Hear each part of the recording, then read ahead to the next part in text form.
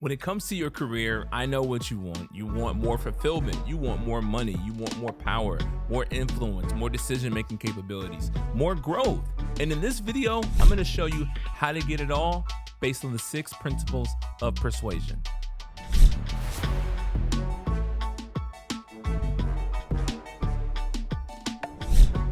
Hey, what's up, everybody? This is Tony R. Sanders, and you are watching The Happy Meter. In this video, I'm going to go through the science of persuasion, essentially what makes one person say yes instead of no, and how you can apply that to your career. Now, I know that you all have experienced a situation where you felt like you were the favorite. You felt like you were supposed to get that job. You felt like you were supposed to get that promotion. In fact, you saw people get promoted in front of you or hired instead of you when you knew you were better and you knew you were more qualified, and that just didn't make sense. Trust me, I've been in this situation myself. I wanted everything to be a meritocracy. If I did the best work, I should get the promotion. I should get the raise. I should get to make more money. And I hate to break it to you, that's just not how it works. There are a lot of things that influence people to say yes and people to say no, and it doesn't matter if you agree with them. I know, I'm just coming in with all the bad news today. I'm just coming in, but I want you to hear me. I want to cut through so that you're listening to me. It doesn't matter if you agree with them.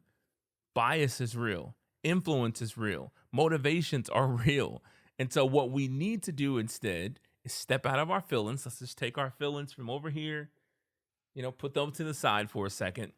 And what we need to do is figure out what science says will help people say yes. What science says will influence people to help you grow and further your career. Can we do that? Is everybody in agreement? Everybody out there in YouTube land? Matter of fact, drop a comment and say yes if you're in agreement. We'll move forward. Number 1, let's jump right in. Reciprocity. Reciprocity is essentially the act of saying, if I give you something, you feel more inclined to give me something. How does that show up? A couple different ways. Think about the last time someone bought you a gift unexpectedly. Let's say it was for your birthday or for Christmas, for the office Christmas party. And you said, wow, this is great, but now I feel horrible because your birthday was a couple of months ago, or I didn't get you anything. So what happens when that person's birthday comes back around? You feel more inclined to give them something because they gave you something first. And that's the key. You have to be the first to give. Now, how does that apply to growing your career? Simple.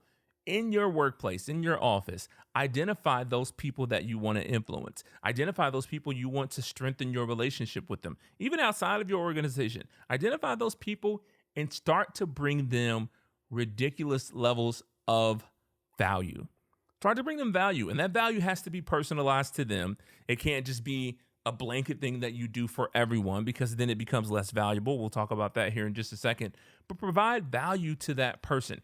Now, should you go around doing things for people and looking at your stopwatch, waiting for them to get back to you? Absolutely not. But what you should do is give with an honest heart in hopes that eventually it'll come back around. There have been so many times I've worked for a certain team, a certain manager, a certain leader, even a certain organization, and I was doing things for free, and that company or that team or that leader didn't value it.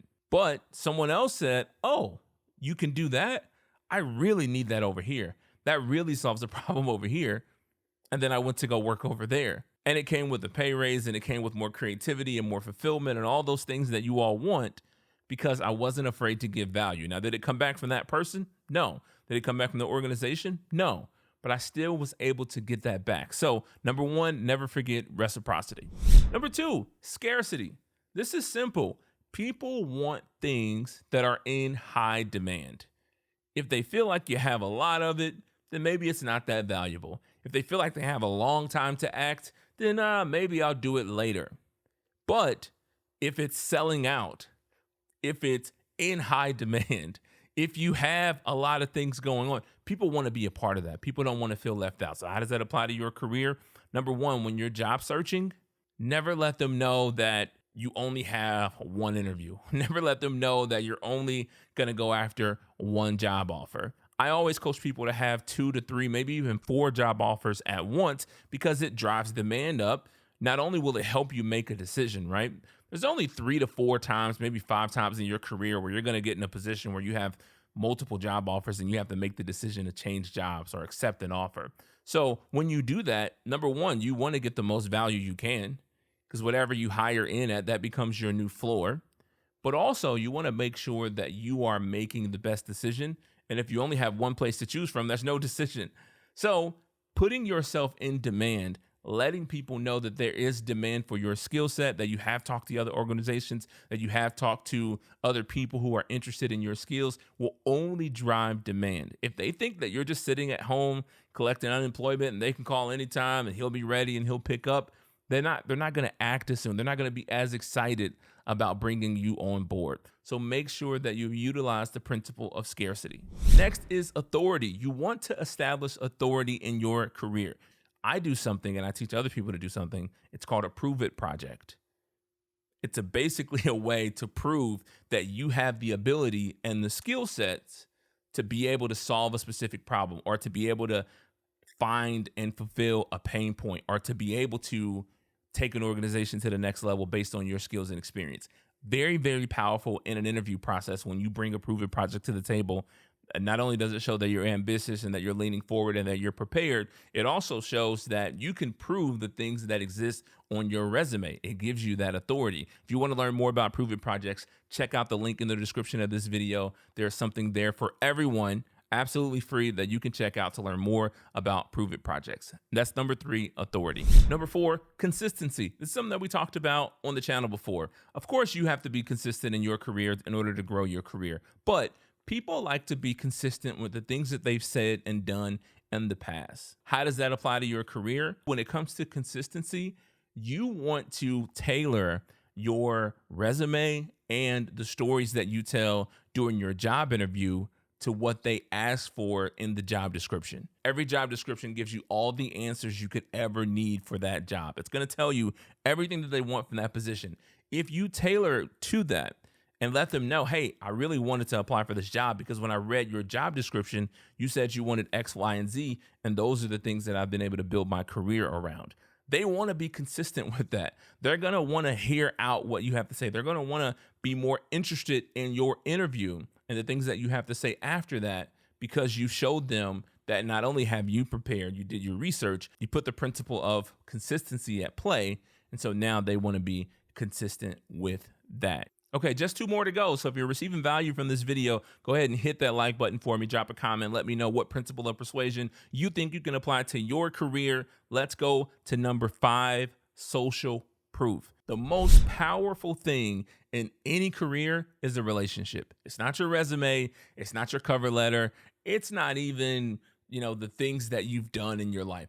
It is those relationships. When it comes to social proof, the more people telling you that this is a good thing, the more likely you're to believe that this is a good thing. If you come into the job as a referral, meaning someone on the inside who knows the culture, knows the day-to-day, understands the game and all the players at the organization, says, hey, that girl Brittany, hey, that guy Sam, hey, that guy David, that girl Jennifer, she's going to be perfect for this role. That gives them social proof. That gives them the ability to say, okay, that's a person who believes in this individual. I should at least look their way. That's the way that you beat the ATS system. That's the way that you cut through all the slack. I see a lot of people complaining online about how they're applying for jobs and they never hear anything back. You know why you never hear anything back? Because you don't have established relationships there. If you have established relationships, people on the inside giving you social proof saying this person is good at this thing that they're applying for, I guarantee you're going to get more looks, but you're actually 6 times more likely to get hired as a referral than someone who just walked in off the street. Another way to get social proof is to use social media. Think about if you use your LinkedIn or your Twitter or your Instagram or your Facebook as a launching pad for your ideas and your visions and your strategies on how to do your job. You need to gather and garner as much social proof as possible. Sometimes you only need 1, right? A good referral. But it doesn't hurt to have 2 or 3. Make sure you're utilizing social proof. And last, but certainly not least, you want to make sure that you're using the principle of liking. What does that mean? People like to do business with people that they like. So I know you're saying, okay, great. Well, what makes one person like another person? A couple of different things. One, similarities, right? If you have similar things in your background or in your work history than the person you're talking to, that always helps. That's why I recommend people research not only the job description, not only the organization, but the individual that they're going to be interviewing with to find those connection points. Here's the other thing. People like people who are aligned with their goals, who can help them solve problems. That's the big one. If you can show them that you can be aligned with their goals, you understand what their pain points are, you understand what they're trying to achieve with this particular role or on this project or in this meeting, and you can align with that and help them with that, people like that. So if you want to get people to like you, the number one thing you have to do is become familiar with what's important to them, what they're about, and figure out how you can fit in. And if you do that, I can promise you're going to be working happy. And that's what we all want. That's what I want from you. And I know you want it for yourself. So if you like this video, I know you'll love the next one. I'll see you guys next time. Peace.